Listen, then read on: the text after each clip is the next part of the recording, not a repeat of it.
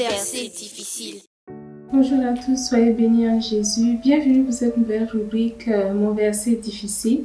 Aujourd'hui, on va choisir encore un verset du livre de Jean, au chapitre 3, versets 14 et 15. Parce que la phrase se termine au verset 15. Donc, on va lire ceci ensemble. Et comme Moïse éleva le serpent dans le désert, il faut de même que le Fils de l'homme soit élevé, afin que quiconque croit en lui ait la vie éternelle. Donc, on va regarder ce verset ensemble et on va comprendre qu'est-ce que ce verset veut dire et quelle est la relation qui a été faite entre une histoire qui est survenue dans l'Ancien Testament et l'histoire de Jésus lorsqu'il s'est retrouvé sur la croix. Donc, pour vous mettre un petit peu dans le contexte de cette histoire dans l'Ancien Testament, vous vous rappelez que lorsque le peuple d'Israël a quitté l'Égypte après son temps d'esclavage, ils se sont retrouvés dans le désert, ils ont passé un certain temps dans le désert. Vous vous rappellerez aussi qu'il y a eu une succession de désobéissances. Donc dans le désert, ils faisaient beaucoup de choses qui ne plaisaient pas toujours à Dieu et à cause de ça, ils subissaient aussi les conséquences de leurs actions. Donc beaucoup d'histoires vont se relier ainsi et il y aura une très grande désobéissance lorsque Dieu va leur demander de conquérir la terre promise, ce qu'ils n'auront pas le courage de faire parce qu'ils auront peur des géants et des personnes, des ennemis qui étaient déjà sur le terrain.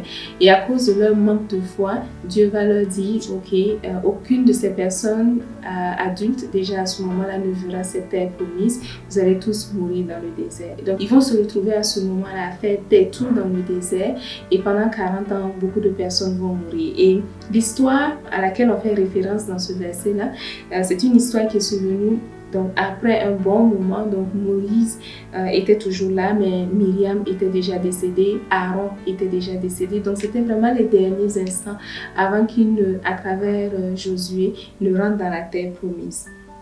Donc à ce moment de l'histoire, le peuple a encore murmuré contre Dieu. Ils se sont plaints encore une fois, comme ils avaient l'habitude de le faire, au sujet de nombreuses petites choses. Et cette fois-ci, quand ils se sont plaints, des serpents sont venus contre eux et les serpents ont commencé à les mordre et le peuple a commencé à mourir de ces morsures de serpents. Et quand Moïse est intervenu à prier Dieu, Dieu va leur donner une solution qui était assez spéciale. Et la solution que Dieu a donnée à Moïse, c'était de prendre un serpent, de le mettre sur un bâton, de soulever le bâton comme une pêche. Et quiconque avait été mordu par le serpent, tout ce qu'il avait à faire, c'était de regarder à ce serpent qui était sur cette pêche. Et il allait ainsi être sauvé de la mort.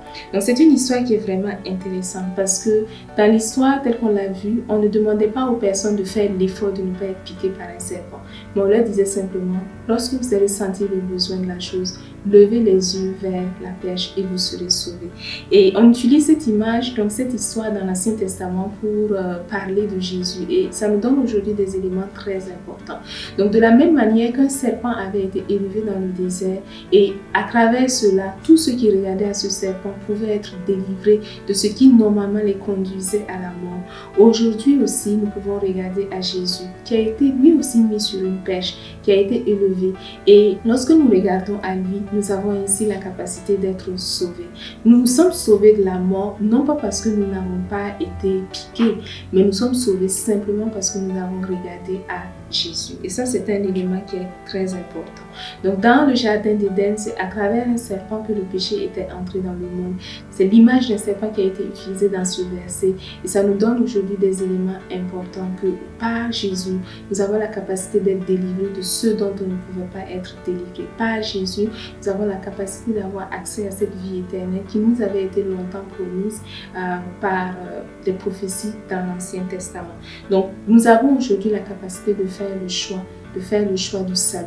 Donc, nous pouvons décider aujourd'hui, si nous acceptons de regarder à Jésus, d'accéder au salut. C'est un choix personnel. Il ne s'agit pas, Dieu ne regarde plus à vous n'avez rien fait pour mériter le salut, non. Mais il regarde simplement à as-tu envie d'avoir le salut? As-tu le désir d'avoir le salut? Si oui, tout ce que tu as à faire, c'est regarder à Jésus et tu auras ainsi la vie éternelle. Donc c'était là le message important qu'il y avait à travers ce verset. J'espère que vous l'avez à présent bien compris. Soyez bénis en Jésus et à très bientôt. Suivez-nous sur les réseaux sociaux, sur Facebook, Instagram à l'adresse Jeunesse Foundation.